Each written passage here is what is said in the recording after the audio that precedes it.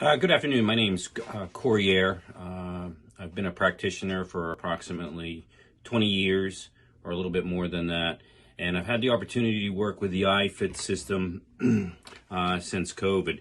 The iFIT system came in really handy for me during COVID because I was not able to see the patients within the facilities, and I found that I was fitting them outside of facilities, or perhaps they were sent home and I was fitting them in their home. The biggest things that I found patient-wise is that when the patient sees you for the first time, you're the prosthetist, you're the one that's going to get them up and walking. And when you tell them it's a 6 to 8 week process of getting them fit and up and walking, you kind of knock the wind out of their sails. With this device, you can go ahead and say, hey, listen, let's do the evaluation and the measurements today. And the next visit we have, I can go ahead and fit you and get you up and walking in less than 2 hours. I've been fitting quite a few of these, and I've really trimmed my time down to an hour or less.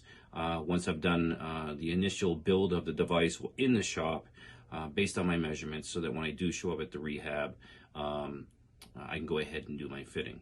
One of the benefits for the physical therapist is that when they have a patient and they're working with their prosthesis and it's not fitting properly, we always get a phone call and we always say to them, hey, have you added another sock? And the therapist is like, yes, I've added another sock.